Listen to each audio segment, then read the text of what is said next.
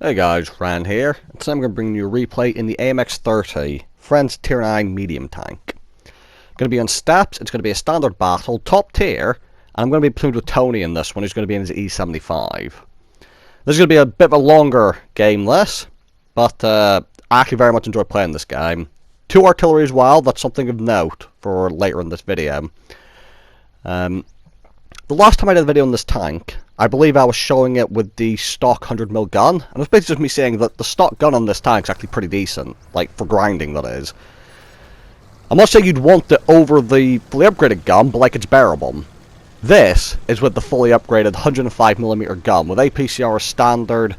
The heat isn't that good, it's 310mm, which is enough for basically every tank in the game, but it's just know that it's not quite as good as, like, you know, Russian 330 heat, or sometimes even 340 heat on some vehicles. If you look at my consumable loadout, on a lot of my vehicles, this is my standard loadout. Premium repair kit, because I get my tracks blown off a lot, and then standard med kit, standard fire extinguisher. So also note this game is I have a maxed crew with view range skills and camo skills. Just something to note. And my equipment is gun rammer, optics, and I believe I have the camo net on this vehicle as well for the camo, which you'll see comes up clutch later in this video. Now, on this map, 890 line is always the most important for me, especially for faster vehicles that are more mobile. Tony's gone to the 123 line, which turned into a bit of a stalemate quite often, where people kind of get stuck down fighting each other. And that's why it works quite well, because as I get shot into the artillery. By the way, one artillery is already dead. It was counter-battered by our artillery after one of our light tanks suicided in and spotted them. I'm not going to lie, a light tank suiciding, I do not mind if it results in the death of artillery, just saying. But, yeah, anyway, Tony on the 123 line, if he can hold the enemies there, or your team can hold the enemies there, it's kind of like you on the 90 line. If you can be pushed up fast enough, you can get behind the enemy. So that's why I always consider 90 to be the most important line if you're in a faster vehicle. Thought I could see the upper plate of the Jagdtiger, but he only had a superstructure showing. And I have got to be careful whenever I'm exposing myself here, because one of the RT is still alive. The one I shot earlier, I believe. Now, Ragnarok at the back of the map, he's going to be a problem in this game. And a lot of the time when I see Ragnarok, I'm on the lookout, because I usually just expect a lot of good players like playing the Ragnarok. Well, a lot of players like playing it, but you can normally see a lot of good players in it, so I always get a bit worried when I see a Ragnarok. Do get a shot in him, and he is running away. Moving forward, while we've got the momentum. And I'm in a bit of a predicament here, because we've got the enemies in front who I want to go for, and you see I actually load heat ready for the Jagdtiger, because I'm expecting to only be able to see his superstructure. But then there's the Tortoise to deal with, and that's obviously something I don't want to drive out in front of. It's something no one wants to drive out in front of, a Tortoise. Ragnarok gets spotted across the map again. Another wasted heat shell that I had for a Jagdtiger that I'm not actually fighting at the moment. But in the middle of combat, trying to aim shots, trying to keep the DPM as high as possible. I don't want to switch ammo types. Artillery gets spotted again. I pick up the kill. Feels good. And now all the artillery's dead on the enemy team, and that makes me feel so much better. I actually go back to APCR here because I realize I've still got the heat loaded and the Jagdtiger isn't really a problem anymore. And Tony has just died. So, now we've got a predicament. A lot of them heading towards our base, including the 1-2 line. And I know there's a Ragnarok somewhere that I'm quite worried about, but I've got to deal with this side of the map first. Right, couple medium tanks on low health. There's the Ragnarok. I can't quite see him, so what I'm going to do is I'm going to go move this medium tank just to our left, in the hopes that it will allow my team to move forwards. I see the TD on the map, but I want to get rid of this AMX-30. Trying to back up. I hit a rock. I get stuck. 30 hits me. AMX-30 hits me, but I do finish him off. Teammate gets the Shashka. And now again, I see the enemies at our base. This Ragnarok. The way he's been moving and relocating and falling back is something good players do.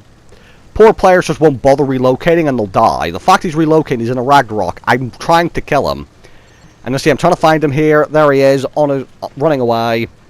I had to do an emergency brake there. I didn't realise there was a drop there, quite as steep, and I was worried I was going to kill myself.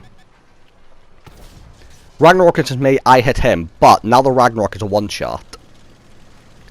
And now that's the case, and he's run around that corner, the enemies on the map look like they're in the field.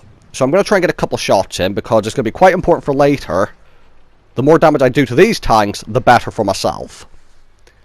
Right, WZ-111, shots across the map, the APCR shell velocity coming out clutch. He disappeared from view though before I can get the kill. So instead 777 on full health almost, just lost a little bit, and I bounce up his lower plate, or maybe his upper plate. But either way, 777s are always awkward to deal with. The teammate over there is dead, there's no point trying to support him anymore. One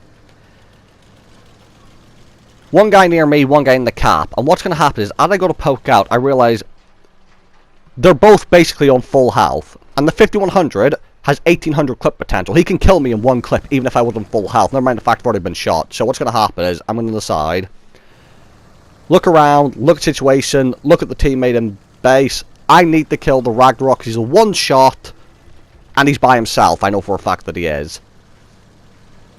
This was me when I was about to go try and help this guy, but he's dead, and now's the moment I realise. So you've got two guys in the centre of the map, including one who can kill me in one magazine, who's on full health, so I won't be able to kill him. So it's time for me to use my mobility to try and isolate the Ragnarok. I do get spotted, doesn't matter. Ideally I won't take a shot here, but I'm quite happy to take one if it means killing him. And you'll see the 5100's actually heading this direction as well, and the issue is, as I come around to kill the Ragnarok, and we are going to trade shots here. On a map like this, if you have camo and view range, you can outplay heavy tanks. So that 777, I feel confident outplaying. I just need to keep distance between us. But the 5100, I can't keep distance from because he's fast enough to stay close enough to me to keep me spotted. So now, I have to try and kill this guy from full health before his body in the 777 shows up, and without dying to his magazine. One shot in, he's missed one shot. So I need to also try and make him miss as many shots as possible. Using mobility and trying to run around the rocks. Unfortunately, I missed that shot as well. So it's just a bit of an awkward situation where I'm trying to avoid the shot, but also I need to do damage to him before the 777 arrives. Going to a bit of reverse side scraping, not that I can bounce, but just means there's less of a target for him to shoot at. So we do both trade. 777's just fired. I saw he just fired, so now I've got a clear thing to move around and try and kill the 5100. Another shot into him. Again, ignore the full health, basically 777. There's no point trying to shoot him. Because I said about the view range and the camo before. And how on the map like this, that could give you such an advantage. 5100, coming around, get the kill. And now's the time. I know no one's fast enough to keep up with me, and I can outspot the 777. So I'm just going to try and relocate across the map and get a bit of distance. News is, I can still survive a shot from the 777. Get spotted, start moving left and right. Hoping to not get hit here. And thankfully, I don't. And now, this is going to be about 30 to 50 seconds of me just relocating. Because this map is full of bushes, it's full of ridge lines. A lot of good places for a medium tank to use. And you see, I've also ran towards the direction of my base. That was intentional because if the enemy decides to try and cap, I'll be in a much better position to try and stop him.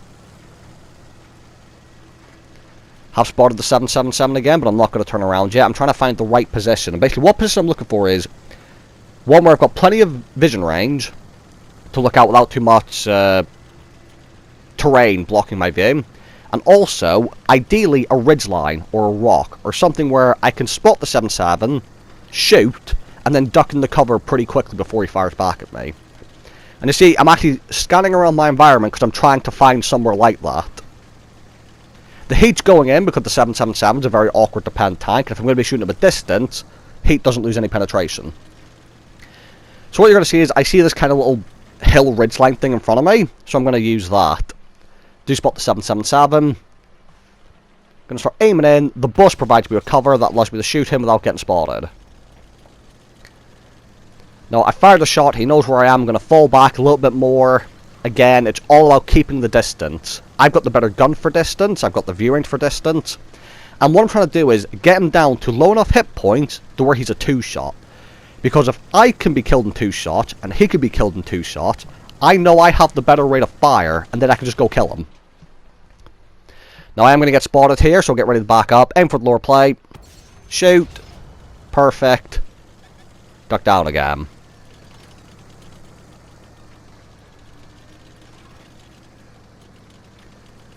I am now unspotted.